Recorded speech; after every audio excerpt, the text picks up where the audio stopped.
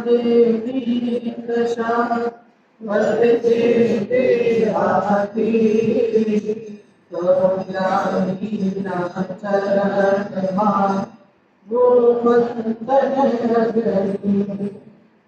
नमः संसाराय त्याजकासते स्वभावाय भावाय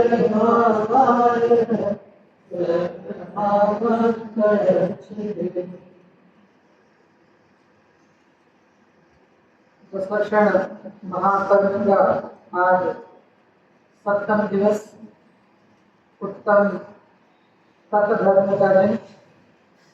इस तप को धारण करके निराज इस मोक्ष रूपी लक्ष्मी का वर्ण करते हैं।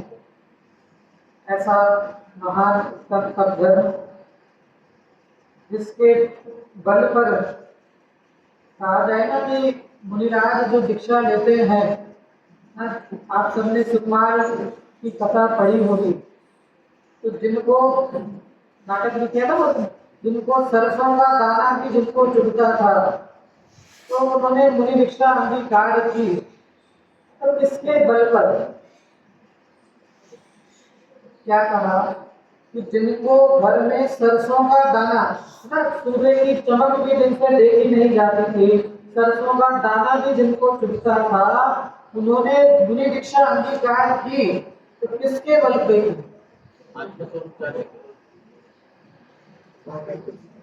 क्योंकि मुनि दशा में तो है ना, सब वस्त्रों का परित्याग है, वन जंगलों में जहाँ भक्ति के अंदर आता है जो दशा लगती थी हमको कंटकों से है भरी, धन्य मुनियों की दशा आनंद रस की है भरी, आत्मा के आनंद में, आत्म के आनंद में चल पड़े मुनिराज।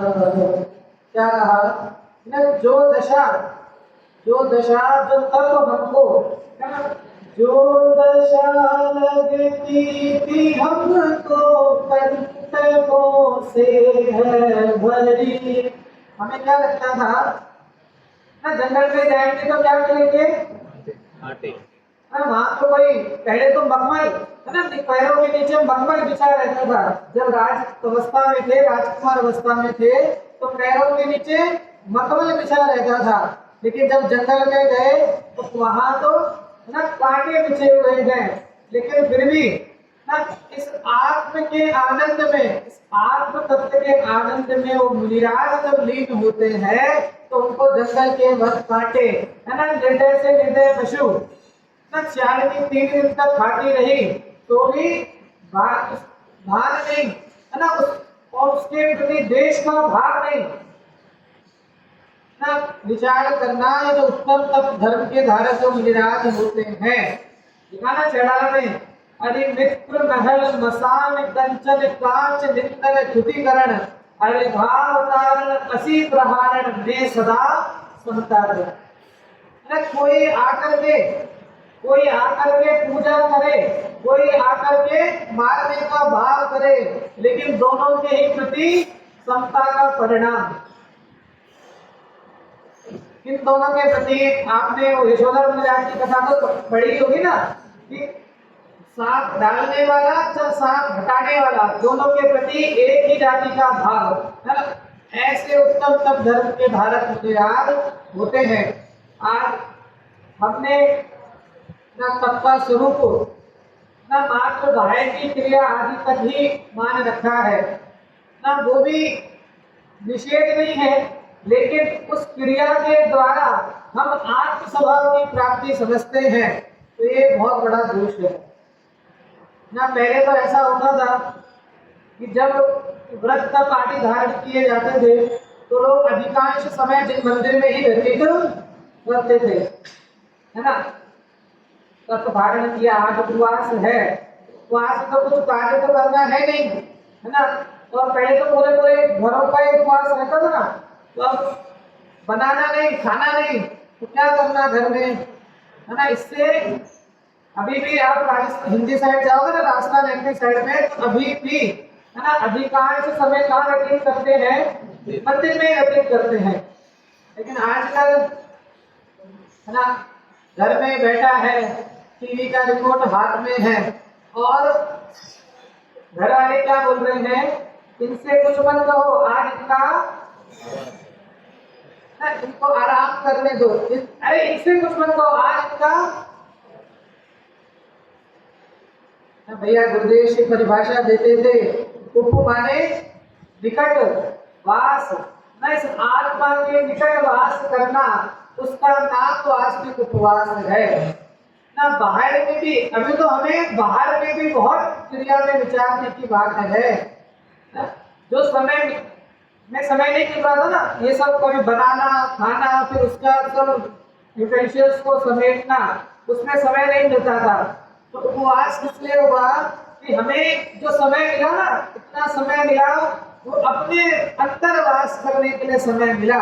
लेकिन क्या हो जाता है कि बस वो पूरा दिन,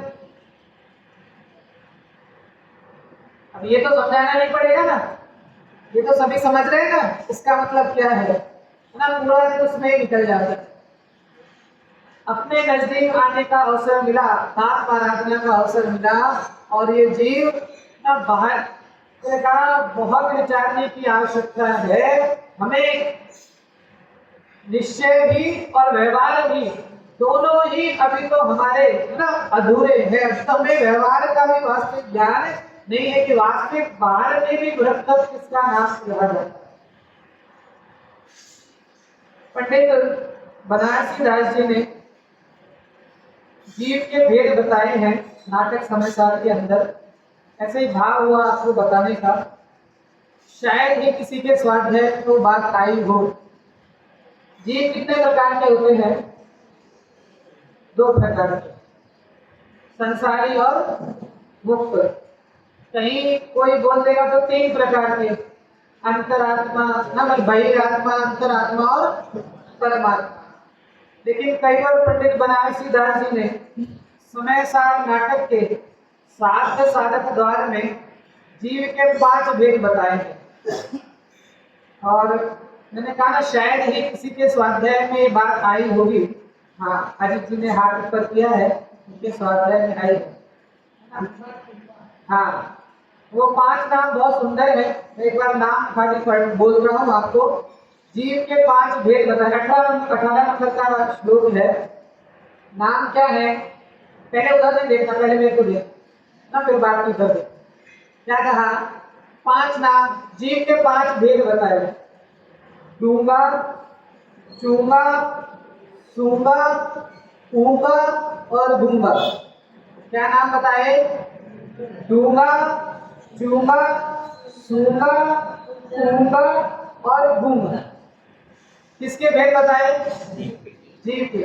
पंडित जी ने लिखा कि अभी वर्तमान दशा को देखते हुए, है ना, किसी ग्रंथ का वो नहीं, अभी वर्तमान जीव की अवस्था को देखते हुए हमें 5 प्रकार के जीव दिखाई देते हैं। तो उन्होंने 5 प्रकार के जीव के भेद बताए। कौन कौन से? देखो, पहला डूंगा, दूसरा चूंगा, दूसरा चूंगा, तीसरा सूंगा, चौथा मूंगा और 5वां गूंगा। 5 प्रकार के जीव बताए। फिर उन्होंने विस्तार किया। अब मैं आपको ये क्यों बता रहा हूँ कि आपको बाद में लगाना है कि 5 में से आप कौन से हो। ये जो मैं 5 बता रहा हूँ, 5 में से आप कौन से नंबर पे हो वो आपको लगाना है ना। डूंगा मतलब चतुर, डूंगा मतलब चतुर। देखो 29 नंबर के चंद्र में लिखा,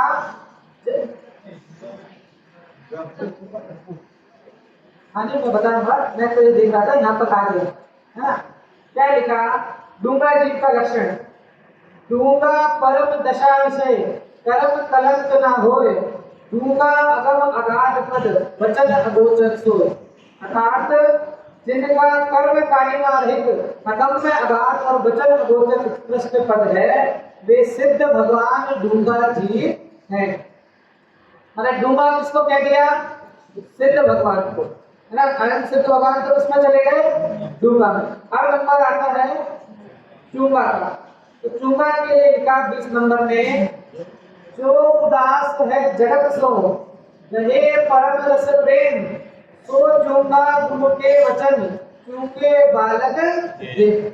क्या लिखा, जिस प्रकार एक बालक अपने माता के स्तन से दूध का पान करता है, दूध को चूसता है, उसी प्रकार जो भव्य जीव है ना इस जिनवाणी के अमृत रस का आस्वादन करता है, वो क्या है, चूंगा है ना। जो संसार से विरक्त होकर आत्म अनुभव का रस सप्रेम ग्रहण करता है और श्री गुरु के वचन बालक के समान दुग्धवत चूसता है, वह चूंगा जीव है। तो जो भावरूपी संत हैं, जो दिगंबर भावरूपी संत हैं, जो संसार से विरक्त होकर के सम्यक दृष्टि जो जीव हैं, देशगति जो जीव हैं, वो जैसे वो बालक माता के स्तन से दुग्ध को चूसता है, वैसे जो जिनवाणी के अंदर के जो भाव हैं, जिनवाणी के जो भाव बताए हैं, उसको जो ग्रहण करता है वो चूंगा। फिर नंबर आता है दूंगा, जो सुवचन रुचि सो सुने, ये दुष्टता नाही, परमार्थ समझे नहीं, सो सुंगा जग माही। अर्थ, जो गुरु के वचन प्रेम पूर्वक सुनता है, हृदय में दुष्टता नहीं है, भद्र है, पर आत्म स्वरूप को नहीं पहचानता, ऐसा मंद कषाई जीव चूंगा है। उदाहरण के लिए जैसे एक श्वान कुत्ता है ना, वो क्या करता है, सूंघता है, चाहे सुगंध हो चाहे दुर्गंध हो, उससे उसको फर्क नहीं, वो तो मात्र सूंघ करके बढ़ जाता है, सूंघने का कार्य करता है। ऐसे लिखा कि जो जीव है ना, 10 लक्षण में तो मंदिर आना ही पड़ता है ना। तो क्या लिखा, हृदय में दुष्टता नहीं है, हृदय में दुष्टता नहीं है, किसी राग द्वेष नहीं है, लेकिन है ना बैठ करके सुन रहा है, लेकिन क्या है कि आत्म स्वरूप को पहचानता नहीं है। ऐसा जो मंद कषाय जीव है वो क्या है, सूंगा है। फिर अगला नंबर आया ऊंगा, जाको विकता हित लगे, आगम अंत गरिष्ठ, सो ऊंगा विषी विकल, दुष्ट रुष्ट पापिष्ट। अर्थ है, जिसे सत शास्त्र का उपदेश तो अप्रिय और विकताएं प्रिय लगती हैं, वह विषय अभिलाषी देशी क्रोधी और अधर्मी जीव ऊंगा है। और अगर कहा जाए कि जिसको जिनवाणी सुनते हुए ऊंघ आती हो, ऊंघा कहा ना, जिसको जिनवाणी सुनते हुए ऊंघ आती हो ना, जवानी आती हो, ऊंघ आती हो, वो जीव किसकी श्रेणी में जाएगा, है ना। क्यों ऊंघ क्यों आ रही है, क्या लिखा, जिसे सर्व शास्त्र का उद्देश्य तो अप्रिय है ना। अब बैठ तो गया, मैंने कहा ना 10 लक्षण है तो आना तो पड़ेगा, नहीं तो लोग क्या कहेंगे ना, ये भी बड़ा कठिन वो है, नहीं तो लोग क्या कहेंगे, है ना। अब 10 लक्षण में तो है ना 2 टाइम तो जाना ही पड़ेगा ना। अरे सब लोग जा रहे हैं तो चलो अपन भी चलते हैं। आकर बैठ तो गया, लेकिन अब उस आत्म स्वभाव की, उस आत्मा के प्रति रुचि का भाव नहीं होने से फिर क्या करता है, प्रमाद का पोषण करता है। मतलब हाँ, तो क्या लिखा है यहाँ पर, पूंगा। चौथे नंबर का कौन सी श्रेणी में गया, पूंगा। पंडित जी करो बिल्कुल, क्या पहले क्या पंडित ने कि इस समय हम जैसे जीव देखते हैं उसके अनुसार ये 5 भेद किए हैं। तो जिसको जिनवाणी सुनते हुए ऊब आती है, प्रमाद आता है, जमाई का भाव आता है ना, या कुछ और प्रमाद का भाव आता है, वो सब जीव किसकी श्रेणी में जाते हैं, गूंगा। और लास्ट में लिखा गूंगा। जाके वचन श्रवण नहीं, नहीं मन सुरते विराम, जड़ता सो जड़वत भयो, गूंगा ताको ना। है ना, जैसे वर्तमान में गूंगा कहते हैं ना, कि जो बोल नहीं सकता, बहरा जो सुन नहीं सकता, है ना, ऐसा जो जीव है, मतलब जिसको जिनवाणी के वचन सुहाते ही नहीं है। कि आपने कह भी दिया कि चलो मंदिर, अरे नहीं हमें नहीं, क्या हमें तो है ना, अभी तो करेंगे जब करना होगा। तो क्या लिखा कि जिसको, अब उसमें एक इंद्रिय क्या लिखा, वचन सहित अर्थात एक इंद्रिय, श्रवण सहित अर्थात द्विंद्रिय, त्रिंद्रिय, चतुरिंद्रिय, मन रहित अर्थात असंगी पंचेंद्रिय, और आवृत्ति अज्ञानी जीव को ज्ञानावरणीय कर्म के तीव्र उदय से जड़ हो रहा है। मतलब चाहे संगी पंचेंद्रिय भी है, लेकिन फिर भी कैसा है, एक इंद्रिय के समान है, क्योंकि वो कान मिले लेकिन फिर भी सुनता नहीं है ना, मुंह से जिन वचन का व्याख्यान नहीं करता है, बोलता नहीं है, तो वो कैसा है, जड़ के समान, जड़ गूंगे के समान है। कितने भेद हुए, 5 भेद हुए। कौन कौन से, डूंगा, चूंगा, सूंगा, कूंगा और गूंगा। वापिस से 5 भेद कौन, ये नाम याद कर लेना, कौन कौन से, डूंगा, चूंगा, सूंगा, कूंगा और गूंगा। अब अपने अपने को लगाना है, इन 5 में से मैं किस दरवाजे पे खड़ा हूं। कहना नहीं है, मैं किसी से पूछ भी नहीं रहा हूं कि आप कौन से हैं, है ना। देखो मैं एक तो मैं बता ही देता हूं, कई लोग तो चूंगा तक पहुंच जाते हैं, लेकिन है ना, विचार करना, डूंगा तो नहीं है ना कोई, डूंगा तो कोई नहीं बैठा है ना। अभी अपने को लगाना है, घर पे जाना, यहाँ से अब जाओगे ना, घर पे जाना और आपस में चर्चा करना, और चर्चा करके निर्णय करना कि मैं कौन सी अवस्था पर खड़ा हूँ।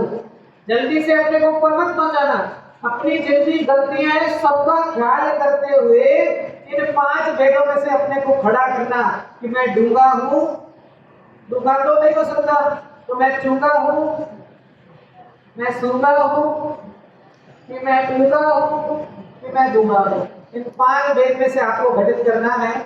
पंडित बनारस दास जी बहुत सुंदर 5 भेद बताए हैं। हमको ख्याल में आना चाहिए कि हम जिनवाणी सुनते हैं तो किन भावों से हम, है ना, और घबराना नहीं। अगर मैं 5वें पद पे भी हूं तो भी घबराना नहीं, लेकिन आज मुझे ख्याल आ गया ना, तो अब मैं क्या करूंगा, अब मैं इससे ऊपर चढ़ने का प्रयास करूंगा ना। जिन धर्म में ऐसा धर्म है कि यहाँ पे कितना ही पापी क्यों नहीं हो, आता ना, अंजन जैसे बने निरंजन रे, किसका वैभव कब जल जाएगा। डरना नहीं, यहाँ तो अंजन चोर जैसा चोर भी, यहाँ तो मेंढक का जीव, हाथी का जीव, सिंह का जीव ना, ये सब जब मोक्ष की प्राप्ति कर सकते हैं ना, ये तो प्रध्वंसा भाव है ना, प्राग भाव, प्रध्वंसा भाव, पूर्व पर्याय का वर्तमान में, वर्तमान का भविष्य में, है ना, वर्तमान का पूर्व में, ये तो अभाव है ना। तो घबराना नहीं, अगर मैं 5वें पद पे भी हूँ, लेकिन एक्सेप्ट करना, स्वीकारना, है ना, गलती स्वीकारने का भी हृदय होना चाहिए। नहीं, हम तो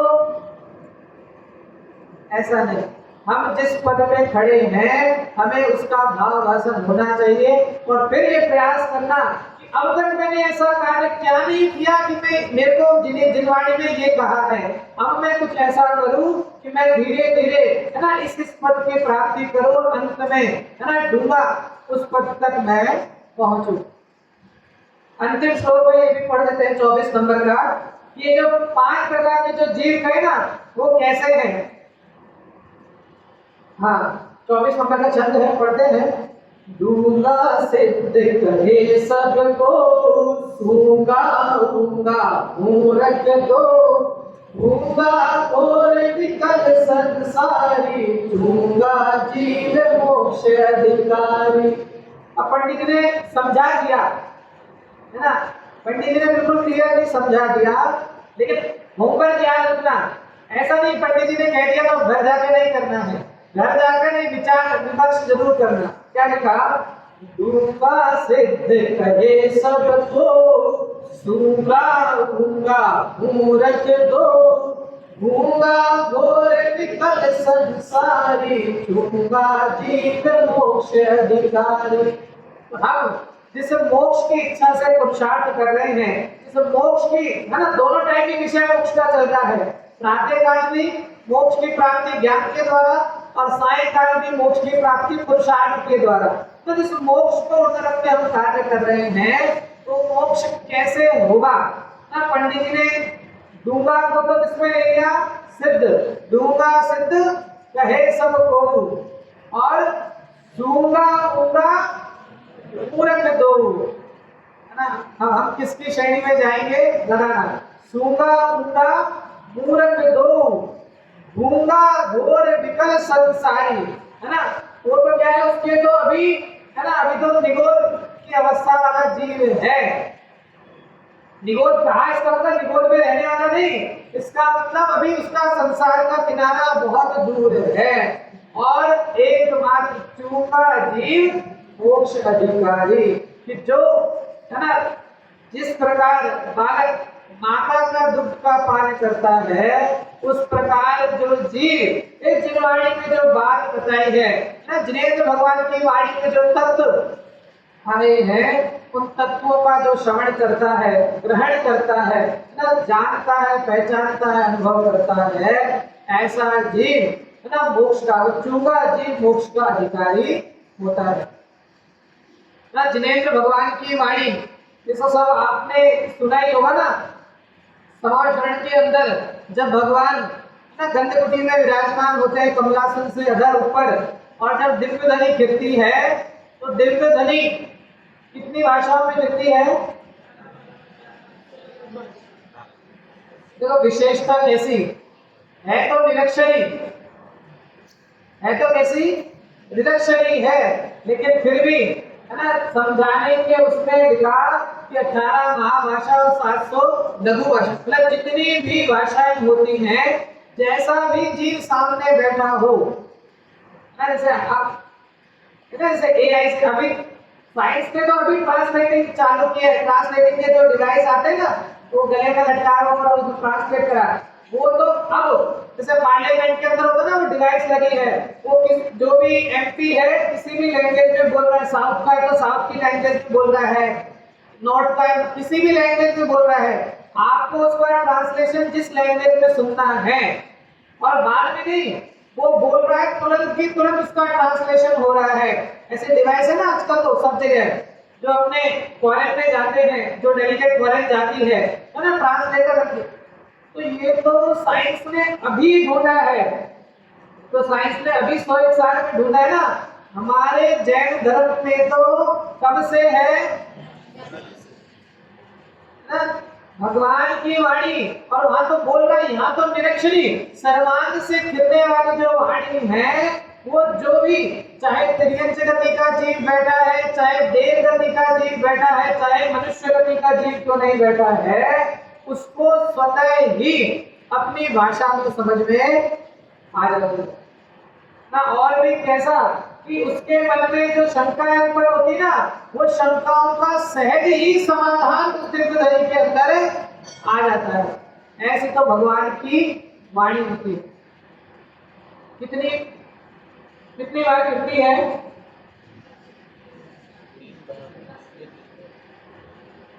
हाँ पीछे वाले, भगवान की दिव्य ध्वनि कितनी बार गिरती है? हाँ 3 बार गिरती है ना, मुख्यतः तो 3 बार गिरती है, लेकिन कभी कभी 4 बार भी गिरती है, क्योंकि वहां पे दिन रात का भेद तो होता, समाश्वरण में दिन रात का भेद नहीं होता है। 4 बार कैसे ना लिखा ना, जब कोई है ना महापुरुष जैसे शलाका पुरुष चक्रवर्ती आदि ना समाश्वरण में आए और उनको है ना कोई शंका हो या उनको दिव्यधनी श्रवण करने का भाव हो, तो भी कभी कभी दिव्यधनी गिरती है ना, कभी कभी 4 बार भी गिरती है, वैसे सामान्यतः 3 बार गिरती है। कितनी घड़ी गिरती है?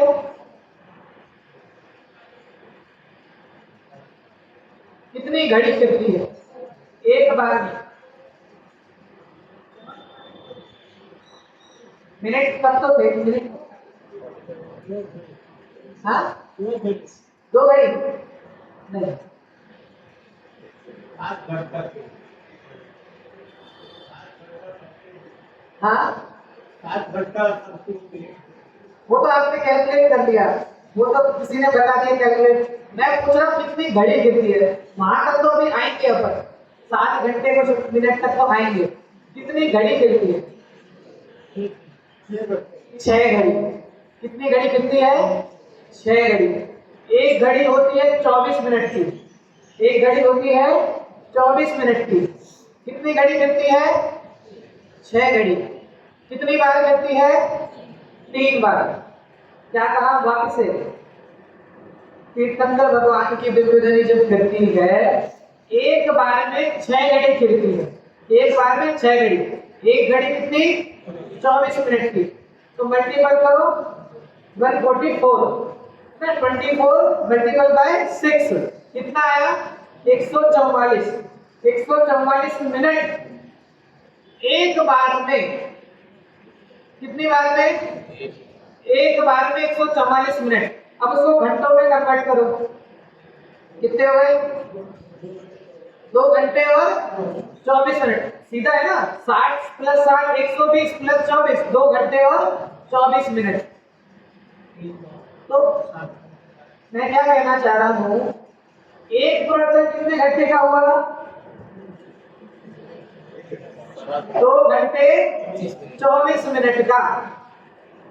क्या कहा? एक प्रवचन कितने घंटे का हुआ? 2 घंटे 24 मिनट का। कौन सुनता है? होगा कोई खाली बैठा है ना, जिसको घर में कोई काम धाम नहीं है ना, आकर बैठ गया, सुनाओ भगवान हम बैठे हैं, हम सुन रहे हैं। कौन सुनता है? अरे 4 ज्ञान के धारी, 4 ज्ञान के धारी गणधर देव चातक पक्षी की तरह टकटकी लगा करके सुनते हैं। वहां ऐसा नहीं होता 20 मिनट बाद ऐसा, फिर 30 मिनट बाद ऐसा, फिर ऐसा ऐसा ना, वहां ऐसा नहीं होता। क्या कहा? 4 ज्ञान के धारी गणधर देव भी चातक पक्षी की तरह टकटकी लगाकर भगवान की वाणी सुनते हैं। क्यों? क्योंकि लगता है ना, हे भगवान, जो आपकी वाणी में आई बात है वो किसी और की नहीं, मेरी स्वयं की बात है। कितने घंटे का ये प्रवचन? 2 घंटे 24 मिनट का। दिन में कितनी बार गिरती है? 3 बार। अब मल्टीपल करिए, 7 घंटे और 12 मिनट। कितने दिन में? एक दिन में 7 घंटे 12 मिनट का 12 मिनट दिव्य ध्वनि गिरती है ना। यहाँ तो 1 घंटे से ना, पहले तो स्टार्टिंग 1-2 दिन तो मैंने 1 घंटे ऊपर किया, फिर मुझे लगा कि नहीं थोड़ा ज्यादा हो गया है ना। हमें तो कैसा विचार, खाली आपको ये बात विचार सोचने के लिए बता रहा हूँ कि हम विचार तो करें। 4 ज्ञान के धारी है ना, तीर्थंकर के समश्रण में केवली भी रहते हैं, मतलब उनके पाल में केवली भी रहते हैं। 4 ज्ञान के धारी केवली जैसे जीव है ना, भाव की संत मुनिराज आदि भी टकटकी लगा करके भगवान की ध्वनि का श्रवण करते हैं। तो वही सर्वज्ञ की वाणी है ना, विषम पंचम काल में जिन देव का जन्म हो गया तब मार्ग सम उपकार करते शास्त्र ही आधार है ना। मैं वर्तमान में तीर्थंकर की वाणी साक्षात वाणी तो है नहीं, लेकिन फिर भी है ना उन्हीं सर्वज्ञ देव की वाणी है ना इन शास्त्रों में लिपिबद्ध होकर के हमारे को प्राप्त हुई है। भैया हमें भी है ना उसका कुछ अभ्यास तो होना चाहिए, है ना, होना चाहिए कि नहीं होना चाहिए? तो अभ्यास करना है कि नहीं? अरे मैं नियम तो मैं किसी को दिलाता भी नहीं हूँ और अपना विषय के लिए नियम दिलाने का किसी को, लेकिन ये तो स्वयं रुचि का विषय है ना, जिसको रुचि लगी होगी उसको फिर कहने की आवश्यकता नहीं है ना। एक भी व्यक्ति जग गया ना, भाई साहब सुमंत जी कहते हैं कि ये देशना सुनकर अगर एक व्यक्ति को भी सम्यक दर्शन की प्राप्ति हो गई तो समझना ये देशना सार्थक है ना। एक व्यक्ति भी अगर अपना कार्य करके आगे बढ़ गया तो ना जाने उसके साथ में और कितने व्यक्ति साथ में ले जाएगा। आज उत्तम तप धर्म का दिन है, हमें भावना भानी कि जिनेन्द्र भगवान की जो वाणी अक्षीण रूप में हमारे पास को हमको उपलब्ध हुई है, वो जिनवाणी का स्वाध्याय हमको करना और करना, क्योंकि जो वास्तव में जिनवाणी का स्वाध्याय करता है वो ना उसका अंतरंग भी निर्मल होता है और बहिरंग भी निर्मल होता है ना। बुद्धेश जी कहते ना कि अभी तो बीड़ी बिना चाले नहीं, तंबाकू बिना हाले नहीं ना, अभी तो जीव की दशा ऐसी है ना, लेकिन हम तो अभी दूर हो गए ना, एक वजह से दूर है, लेकिन फिर भी अभी जो हम ना इस संयोग आदि में मत बुद्धि धारण करके बैठे हैं, वो बाहर के कचरे को अपने अंदर इकट्ठा नहीं करना है। ऐसे ही एक छोटी सी मोरल स्टोरी है कि जैसे आपके बड़ोदरा है ना, तो यहाँ पे पेपर शाम को जाते हैं तो बिल्कुल ऐसा मतलब ट्रैफिक कोई रूल्स नहीं है, सब कोई इधर से कोई उधर से कोई उधर से उधर से घुसे जा रहा है। तो हम किसी रिक्शे में बैठे, अब रिक्शे वाला हमको, वो हाथ वाला रिक्शा होता है ना, तो हम रिक्शे में बैठे, वो रिक्शे वाला हमको लेके जा रहा है और उतने में किसी गाड़ी ने आकर उस रिक्शे को टक्कर मारी है ना, रिक्शे को आगे टायर को उसने टक्कर मारी। अब वो गलती गाड़ी वाले की, लेकिन फिर भी अब वो गाड़ी वाला उल्टा उस रिक्शे वाले के ऊपर चिल्ला रहा है, उसको गाड़ी दे रहा है, ये दे रहा है, वो दे रहा है। उसके बाद वो गाड़ी वाला चला गया। अब रिक्शा वाला का रिक्शा चलाने लगा, तो हमने पूछा कि भैया उसने आपको इतनी अपशब्द कहे, गाली दी, सब कुछ कहा, लेकिन आपने उसका प्रत्युत्तर नहीं दिया है ना। उसने तो आपको इतने अपशब्द कहे, लेकिन आपने उसका उत्तर नहीं दिया। उसने कहा कि मेरा ना, मैं कोई कचरा पात्र नहीं हूं कि उसने जो फेंका वो मैं अपने अंदर ले लूं। उसने फेंका वो उसका ही ना। विचार करना, हम कितनी जल्दी एग्रेसिव हो जाते हैं है ना। कोई हमसे ऊंची आवाज में बात भी कर ले तो हमको कितनी जल्दी एग्रेशन आता है, कितनी जल्दी उसका कि मैं छोटा कैसे हो जाऊं, मैं इससे भी बड़ा है ना, मैं इससे भी बड़ा। और इस एग्रेशन में हम उसको किसको भी क्या कहा उसने कि मैं कोई कचरा पात्र नहीं हूं कि उसने जो फेंका मैं अपने अंदर ले लूं। तब लगता है कि मुमुक्षु कौन है? हम हैं ना। हम क्या कर रहे हैं? इसने भी फेंका, हम सब कुछ अपने अंदर ले रहे हैं। बुद्धेश जी कहते ना, पागलों के गांव नहीं होते है ना, गांडा का गांव, पागलों के गांव नहीं होते। यह विचार करना, ये मनुष्य देह मिली है, ये उत्तम धर्म, उत्तम देश, सुसंगति मिली है, ये बस इन्हीं क्रियाओं के लिए नहीं मिली है कि बस इसके साथ ये कर दिया, उसके साथ ये कर दिया। ये तो अवसर अपने आत्म कल्याण के लिए मिला है। और ये जो उत्तम तप धर्म का दिन है, कौन सा नंबर का दिन आ गया? 7 नंबर का। कितने बचे है ना? ये जीवन भी ऐसे ही है ना, बस उल्टी गिनती शुरू हो गई है ना। कितने बचे, पहले था हाँ कितने हैं, अब कितने बचे, तो अब वो उल्टी गिनती। कल आज 7 हो गया, 8 9 और 10, इसके बाद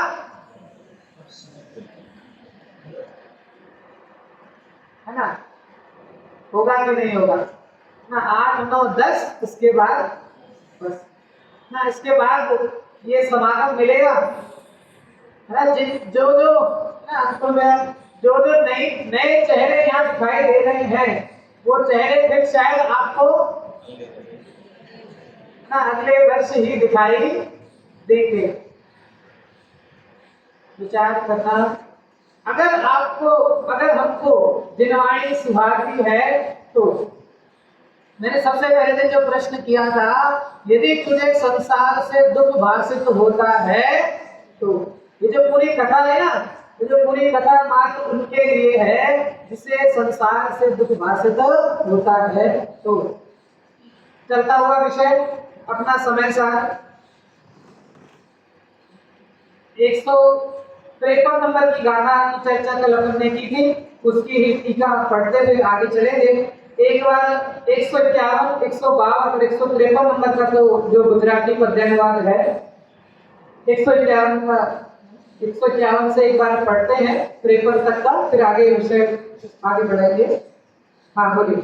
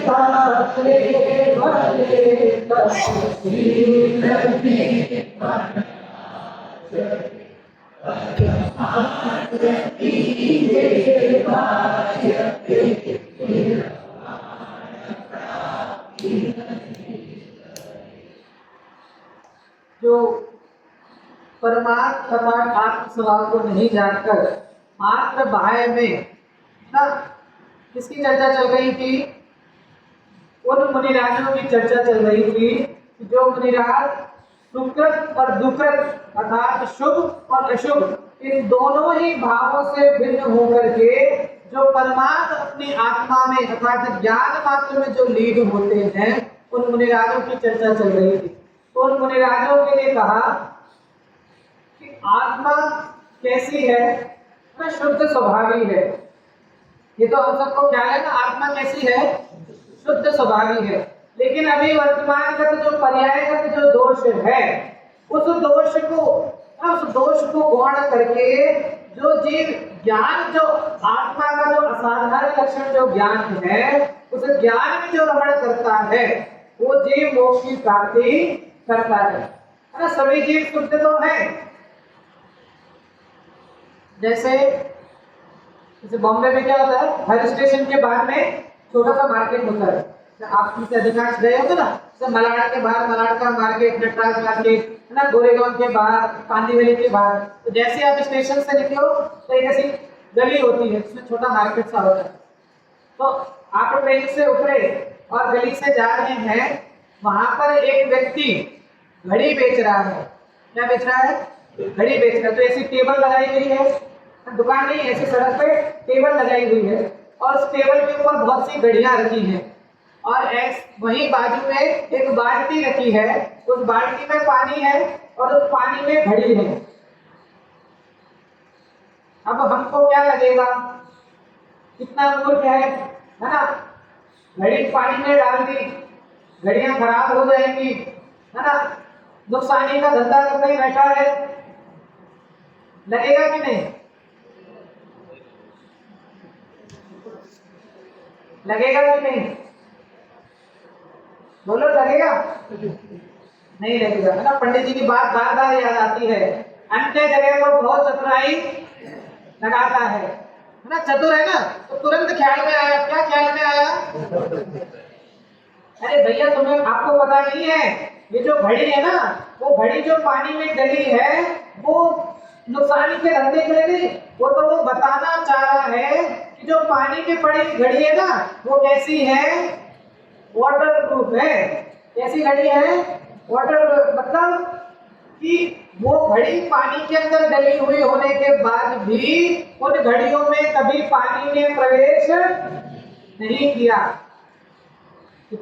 मतलब वाटर प्रूफ, मतलब अगर उसमें पानी प्रवेश कर जाए तो फिर वो घड़ी ना वाटर प्रूफ क्या कहेंगे, फिर उसको तो खराब हो जाए। क्या कहा कि जो टेबल के ऊपर पड़ी हुई घड़ियां हैं, ध्यान देना, जो टेबल के ऊपर पड़ी हुई घड़ी है उसको तो कभी पानी ने स्पर्श किया नहीं, लेकिन जो पानी के अंदर पड़ी हुई घड़ी है उनको भी कभी पानी ने स्पर्श नहीं। समझ में आई बात? क्या कहा? जो सिद्ध भगवान है, जो टेबल पर पड़ी घड़ी है, जो सिद्ध भगवान है, उनको तो कभी इस कर्म ने, उनके अंदर तो कर्म का प्रवेश है ही नहीं। लेकिन ये जो पानी में पड़ी हुई घड़ी है, अर्थात जो इस संसार अवस्था में वर्तमान में पड़ा हुआ जीव है, उसके अंदर भी कभी कर्म आदि ने प्रवेश नहीं, है ना। देखा ना, सब में शुद्ध ही शुद्ध नया, है ना। शुद्ध से सभी कैसे हैं? शुद्ध ही हैं। टेबल पर पड़ी हुई घड़ी तो ख्याल में आ रही है कि टेबल पर पड़ी हुई घड़ी से तो पानी कितना दूर है, उसमें तो पानी का कभी छुआ भी नहीं। लेकिन क्या कह रहे हैं कि जो पानी के अंदर पड़ी हुई होने के बाद भी, वो डोल के अंदर पड़ी हुई घड़ी ना, पानी के अंदर और ऊपर नहीं, पानी के अंदर डूबी हुई होने के बाद भी पानी इसमें कभी प्रवेश करता ही नहीं है। ऐसे ही, है ना, जो संसार से मुक्त हो गए जीव वो तो टेबल पर पड़ी हुई घड़ी के समान है, लेकिन अभी वर्तमान में कर्म आदि के बीच में, इस संसार में कर्म आदि से लिप्त, उसमें डूबा हुआ दिखाई देने के बाद भी उन जीवों के आत्मा में भी कभी कर्म आदि ने प्रवेश किया लगता है कभी? हमें कहना आपको दृष्टि लाना, हर चीज में से अपना तत्व कैसे निकले ना, हर उसमें दृष्टि ऐसी हो ना तो सब जगह वही चीज दिखाई देती है कि उसमें से कैसे अपन अपना भाव कर। तो ये जो जीव जब सुकृत और दुकृत, शुभ और अशुभ कर्मों से भिन्न, है ना, किसके साथ में अभी वर्तमान में हुआ होने के बाद भी उनसे भिन्न अपने आत्म स्वरूप को जानता है, ज्ञान स्वभाव को जानता है, तो मोक्ष की प्राप्ति करता है। कल उसका रीजन दिया था, क्यों? क्योंकि ज्ञान क्या है? ज्ञान कर्म बंध का कारण नहीं होने से ज्ञान मात्र ही मोक्ष का कारण कहा है। लिखा था कि आगम में भी ज्ञान को ही मोक्ष का कारण कहा है। जैसे यहाँ पर, जैसे कोई दर्पण है ना, अब दर्पण है और दर्पण के सामने काला पर्दा लगा हुआ है ना। क्या कहा? दर्पण है और सामने काला पर्दा लगा हुआ है जो दर्पण पे दिख रहा है। अब वो दर्पण में काला पर्दा हटाना है तो क्या करना है?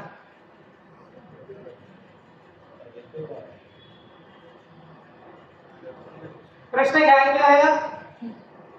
पीछे वाले प्रश्न ख्याल में आया?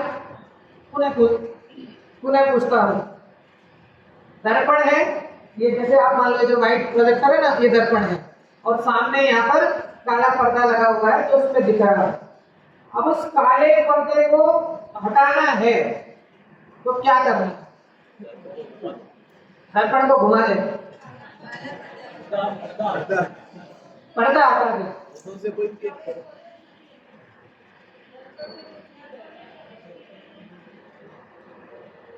क्या दो ऑप्शन आ गए अपने पास, या तो दर्पण को उल्टा करता है, इतने बड़े दर्पण को कौन उल्टा करे, है ना। चल एक तो ऑप्शन दिया दर्पण को उल्टा कर दो, एक ऑप्शन दिया कि वो पर्दा है ना, पर्दे को हटा दो, वो पर्दा नहीं दिखेगा। अच्छा, अब वो पर्दा लगा हुआ है, बराबर है। अब वो पर्दा दिखना जो इसको दर्पण में दिख रहा है, वो दिखना दर्पण का दिखाना दर्पण का स्वभाव है कि ना दिखाना दर्पण का स्वभाव है? मतलब जो भी सामने है उसकी झलक दिखाना वही तो दर्पण है ना। अगर उसकी झलक नहीं दिखे तो उसको दर्पण कौन कहे? अगर उसकी झलक नहीं दिखे तो उसको दर्पण कौन कहे? तो क्या करना, क्या करना, क्या करना? कुछ भी नहीं करना है। अरे दर्पण में काला पर्दा है ही नहीं। हमने क्या कहा? दर्पण में काला पर्दा हटाना है तो क्या करना है? तो भैया दर्पण में काला पर्दा है ही नहीं, दर्पण में काला पर्दा है ही नहीं। और जो झलकन है, जो झलकन है ना, उस झलकन के समय ही दर्पण को कैसा जानना है? स्वच्छ जानना है। वापिस से क्या कहा, क्या कहा? दर्पण में जो काला पर्दा झलका दिखे ना, दर्पण में जो काला पर्दा अगर वो दर्पण में प्रवेश कर जाए, है ना, दर्पण में प्रवेश कर जाए फिर तो दर्पण काला ही हो गया, है ना। तो उसने कभी दर्पण में प्रवेश किया नहीं, वो जो झलक रहा है ना उसने दर्पण में कभी प्रवेश किया ही नहीं। तो अब क्या करना? उस काले पर्दे को हटाना तो क्या करना? जिस समय वो पर्दा दिखाई दे रहा है उसी समय दर्पण को क्या जानना? स्वच्छ जानना। ये तो दर्पण का स्वभाव है, जो सामने ये है उनको दिखा रहा है। अब ऐसे ज्ञान पे लगाना, जो ज्ञान है ना, इसे ज्ञान में ये जो राग द्वेष के भाव दिखाई दे रहे हैं तो अब उनको हटाना है तो क्या करना?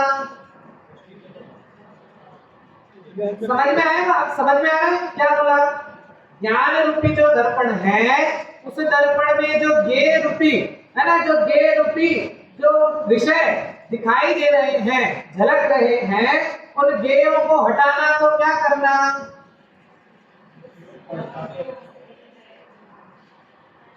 अच्छा, हटाना है कि नहीं? क्या कहा कि वो जो दिख रहे हैं ना, वो अगर नहीं दिखे तो भी ज्ञान स्वभाव कैसे रहेगा? क्योंकि ज्ञान का तो स्वभाव ही है ना जानना देखना। ज्ञान की तो परिभाषा ही जानने देखने रूप में है। अगर वो ज्ञान उसको नहीं झल पाए तो उस ज्ञान को ज्ञान कौन कहेगा? ज्ञान का ही बात। अगर वो ज्ञान के भाव को नहीं झलकाएगा तो उस ज्ञान को ज्ञान कौन कहेगा? तो वो जो झलक रहे ना, अब क्या करना? जिस समय वो झलक रहे हैं, जिस समय वो झलक रहे हैं उसी समय इस ज्ञान को उनसे भिन्न जानना, उसका नाम सम्यक दर्शन। क्या कहा? जिस समय ये झलक रहे हैं ना, ये जितने भी विकार आदि परिणाम जितने भी झलक रहे हैं उसी समय, उसी झलकने के समय अपने ज्ञान को, अपने आत्म स्वभाव को उस झलकन से भिन्न जानना, शुद्ध जानना, उसका नाम सम्यक दर्शन है। ये मोक्ष की सीढ़ी है। बात समझ में आई? कि क्योंकि अगर झलकाएगा नहीं तो ज्ञान कैसा रहेगा? तो वो झलकाता तो है, लेकिन उस झलकन के भिन्न। और कौन सी अवस्था में? जिस समय झलक रहे हैं उसी समय उससे भिन्न अपने स्वभाव को जानना, उसका नाम सम्यक दर्शन है। ऐसा जो जीव जिस समय ये शुभ अशुभ कर्म तो छूट गया, शुभ कर्म का भी निषेध करते हुए जब ये ज्ञान रूप में प्रतिपन्न करता है, एकमात्र ज्ञान रूप को ही जानता पहचानता है, तब ये सम्यक दर्शन की प्राप्ति करके मोक्ष को प्राप्त करता है। ठीक है, टीका में क्या लिखा? 153 की टीका कल शायद मैंने पढ़ी थी, एक बार पुनः पढ़ देता हूँ।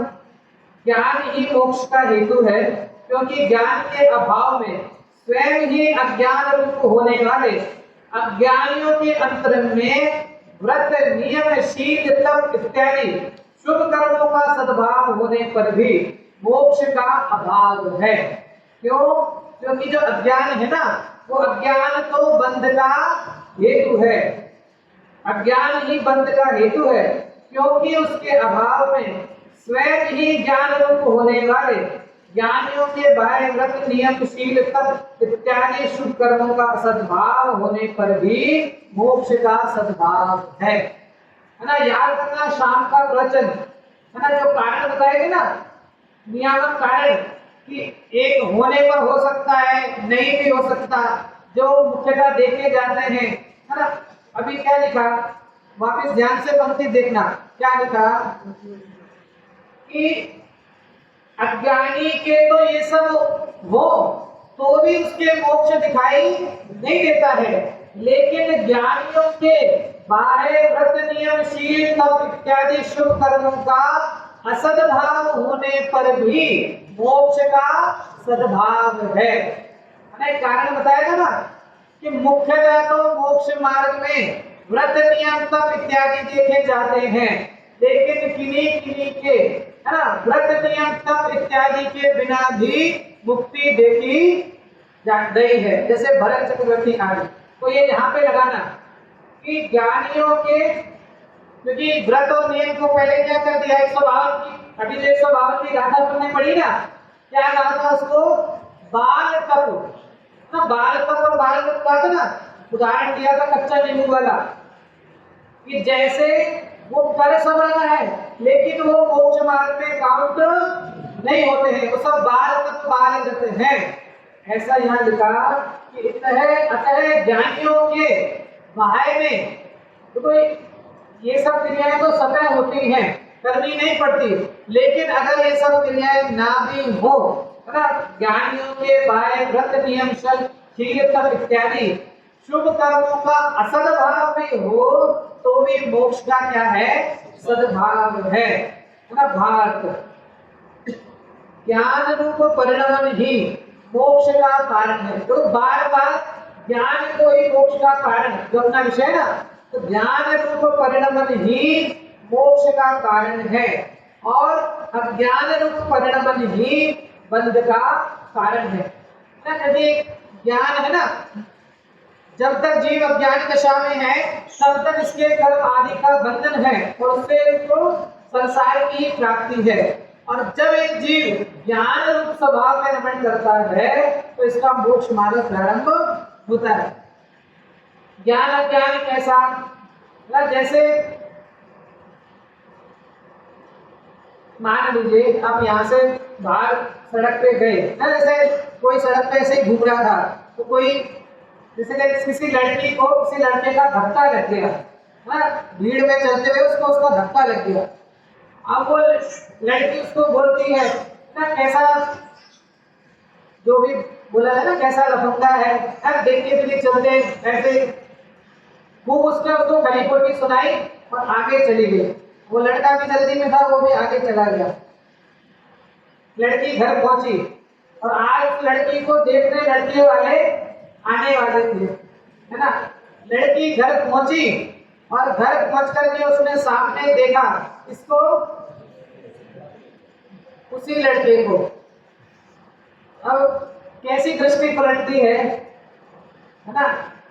अब वो हमें तो इन बातों की खबर ही नहीं है ना। पहले कैसा माना था है ना, लफंगा जो भी मतलब ऐसा ये है वो ऐसा माना था, लेकिन जब है ना, अरे ये तो है ना, इनसे तो मेरी शादी होने वाली है या मतलब इनसे तो मेरी सगाई होने वाली, जब ऐसा पता चला है ना, तो कैसे भाव कैसी दृष्टि पलटी।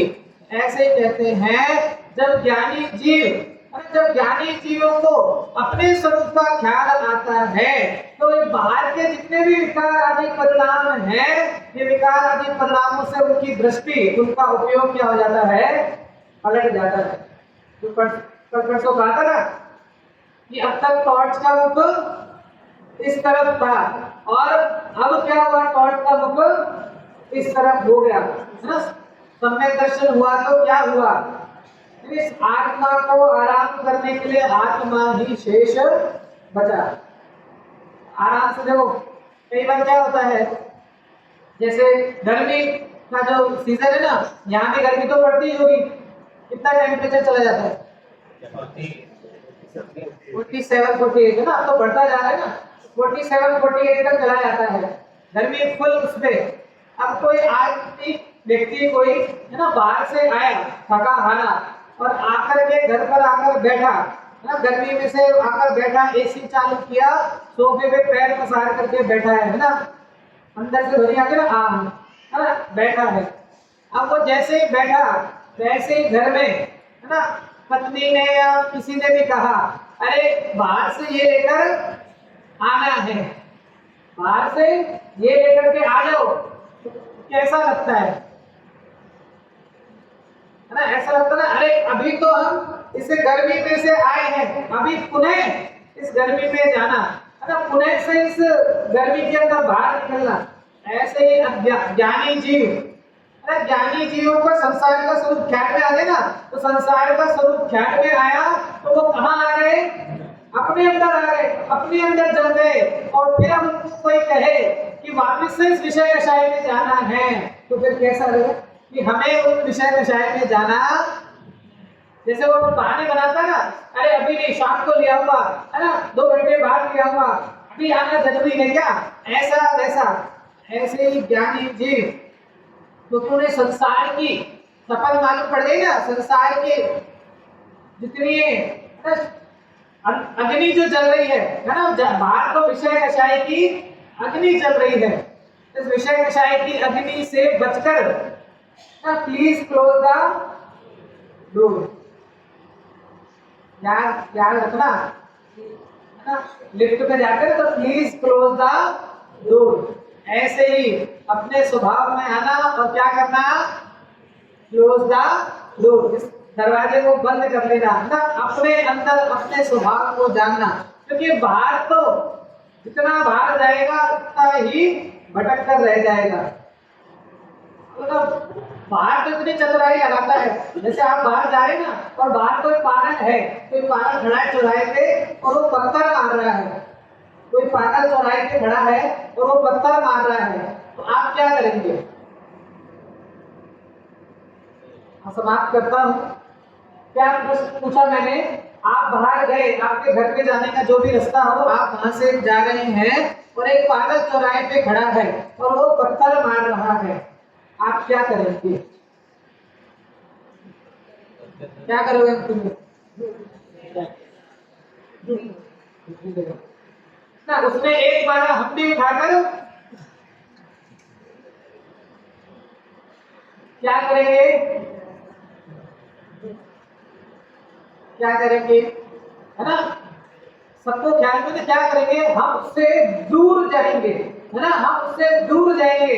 और अगर वो अपने पीछे पीछे भी आए है ना, तो अपन घर में जाकर के बिल्कुल दरवाजा बंद करके बैठ गए। तो ये जितने संसार के लोग हैं, संयोग हैं, वो सब उस पागल की भांति है ना, जो प्रति समय तुझे पत्थर मार रहे हैं ना। जितने भी संयोग हैं ये सब उस पागल की तरह तुझे क्या कर रहे हैं? बार बार पत्थर मार रहे हैं। लेकिन हम क्या कर रहे हैं ना, हम भी पत्थर उठाकर उसी दौड़ में शामिल हो गए। तो ज्ञानी जीव क्या कहते हैं ना, ये तो संसार का स्वरूप ही ऐसा है, अब तुझे उत्तम अवसर प्राप्त हुआ है। क्योंकि ख्याल है ना, पागल से लड़ने जाओगे तो कुछ मिलने वाला,